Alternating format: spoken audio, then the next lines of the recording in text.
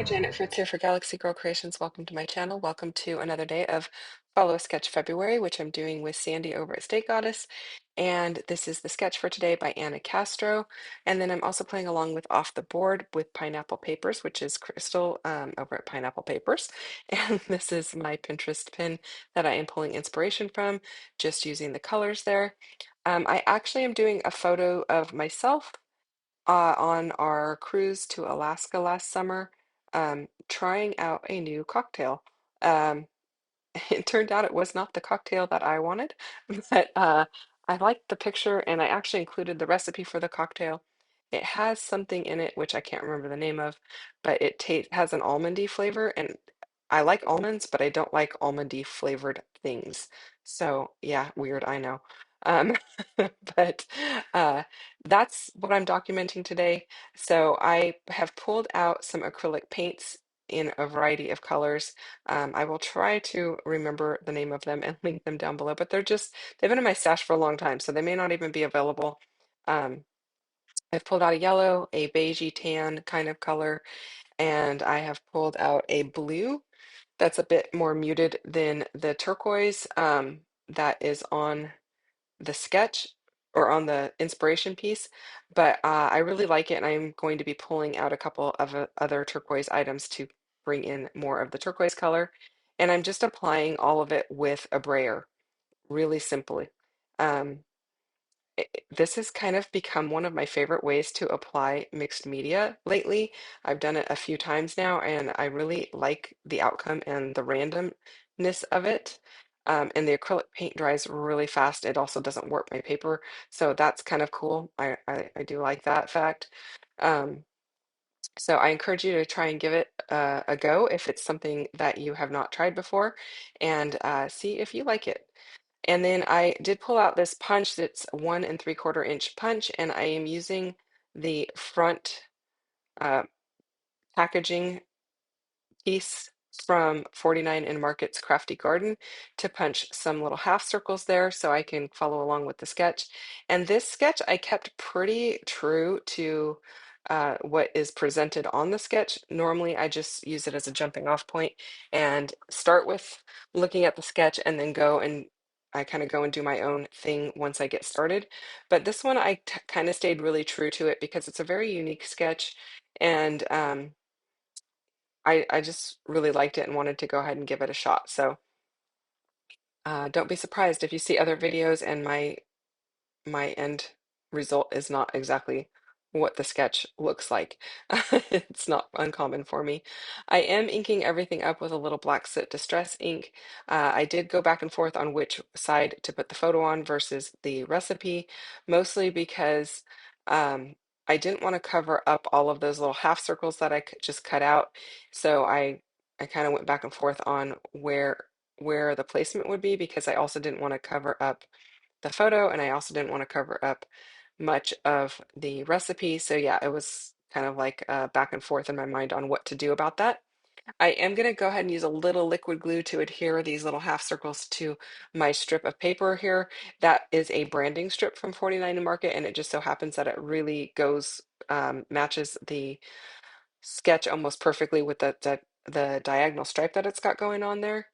And once the liquid glue dries on my little half circles, I am going to take it over to my sewing machine and do run a couple of stitches on it.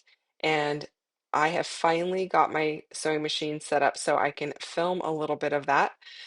So you're actually going to get to see a little bit of sewing. I don't know if that's of interest to you or not, but it will be coming up here in just a few seconds while I figure out all of my layers. I am just using a little liquid glue. Like I said, Nuvo Deluxe adhesive is my favorite because it dries nice and clear and it's matte finish, and it really doesn't take very long to dry. So it sets up really nicely and very quickly. And I find that running that through my sewing machine works great because it's dry. And if I try to run something that has been adhered with my tape runner, it gums up my sewing machine needle. So this doesn't gum it up at all, and I really like the liquid glue for that purpose. I didn't do a stitch right in the center there because there was no half circle to stitch onto, so I just kind of lifted the foot of my sewing machine to go right over the top of that little opening that you see coming up right here. And then I went over it again. I flipped the whole thing over and went through it again because I've got black loaded onto my sewing machine, and then I've got a white a bobbin thread, not a bobber, a bobbin thread. And so I flipped it over so that I have a white straight stitch and a black zigzag stitch on this centerpiece. And I really like the way that that looks. I am actually going to go around the entire outside of the layout with a black stitch as well. So you'll see that towards the end also. I am having to stretch a couple of my little ephemera pieces here to make them fit with the layers.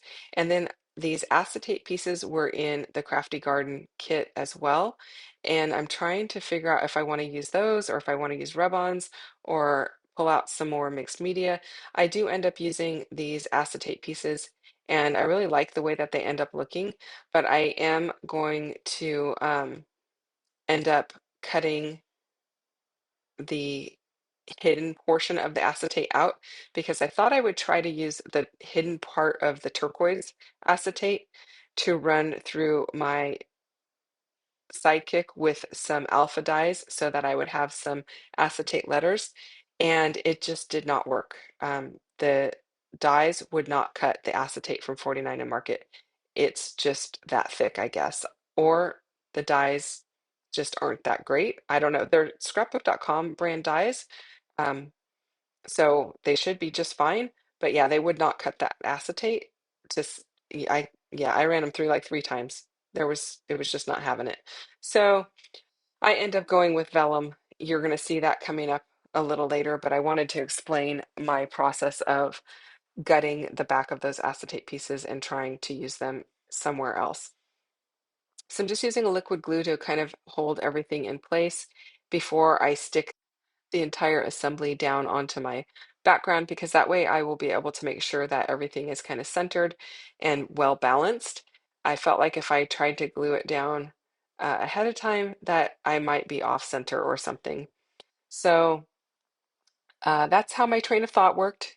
And then I'm just using some ATG to adhere all of that down. Usually I use liquid glue over mixed media, but there's no texture paste or anything, and I felt like the adhesive from my ATG was going to hold just fine on the acrylic paint. I didn't think that was going to be a big issue, so that's why I decided to go ahead and use that. Just adding some pieces here and there. Most of these pieces are from Crafty Garden. I think there's a couple that might be from um, either I think from Nature Study. A couple of those little, like the admit one ticket might be from Nature Study, or maybe even from wherever. Yeah, I've got lots of their ephemera. So I did find this little piece in one of my ephemera bins that looks like it has some, I don't know what they're called, some little metal pieces to hold the framework in place. And so I decided to switch that out and put my photo in that. I really like the way that that looks. I like the way that it looks like it's hanging off of the post in the center of the layout there. And it did mean I had to cut down my photo just a tad bit, but it doesn't really lose any effect of the photo. So I went ahead and went with it. It did mean peeling a couple of things up, but I'm okay with that as well. So I'm liking how that's coming together. I apologize for my head being in the way there, you guys, but sometimes you just have to get right over your work to see that you're getting things placed properly. And then I did find this circular piece that I really liked, and I'm going to use that in conjunction with a couple of other little pieces that I'm going to pull out in just a bit here.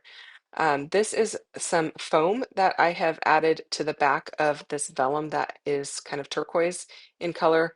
It's very old vellum from Mrs. Grossman's. I've had it for ages. I've got a little bit of a stack of different colors, which I love having that in my stash because it allows me to do things like this. And then the foam that I have here is double-sided adhesive, and I got that from a friend of mine, so I couldn't even tell you what brand it is, but it's pretty thin. It's just adding a little bit of texture to my layout, but it is also popping the vellum up and also holding the vellum in place, because when you get the vellum wet with a liquid glue, it it tends to curl, and I didn't want that to happen, so that's why I went ahead and put it onto this um, adhesive foam that I've got here. It also means that the adhesive or the vellum has a white background to it, which I think is great because it's semi-transparent there, and I didn't want the different layers of color showing through the title, which is it says flavors, and I think my little strip there says something like "Let's try new flavors" or something like that. Um, Honestly, I'm really bad. I don't remember what that little piece actually says. So hopefully, maybe I can tell you here. It says explore more. So my title reads explore more flavors. And then the circular piece that I have says ready for another adventure, but I'm going to tuck the adventure in. So it'll just say ready for another. And my little story is that, yep, I tried this one and decided I didn't like it, and I was ready to try another. And so, um, yeah, we don't do a lot of drinking in our house, but since we did have a drinks package with the package that we purchased for this particular cruise, I decided to take advantage of it and try a few new cocktails that I probably wouldn't have tried otherwise. Um, and I wasn't too worried about not liking it because it came with the package. So that was my thought process on that. I think I'm just going to take this over and run it through my sewing machine now. The dies that you see off to the side there are from scrapbook.com. I'll put a link to those down below for you in case you're interested in those. I think they're called Uptown, but I could be wrong on that. So check the link down below. Again, like I said, if it's something that you're interested in. And here I'm just going to go around my entire layout with my sewing machine with some black thread to give it a nice little framework. And that is pretty much it, you guys. Thank you so much for watching. Don't forget to check out everyone else playing along with Follow a Sketch February. The playlist is down below for that. And then check out people playing along with Off the Board to see what Pinterest pins they were inspired by this month. I hope that you enjoyed this video. If you did, I would love for you to give it a thumbs up. And if you're not already subscribed to my channel, I would love for you to consider subscribing as well, and come back and see me again on Friday for another video. So I will be back then. You can hit the bell for notifications if you're subscribed to my channel. You will be notified each time I release a new video. Um, that is pretty much it. Thanks again for watching, and I'll see you guys again real soon. Bye-bye.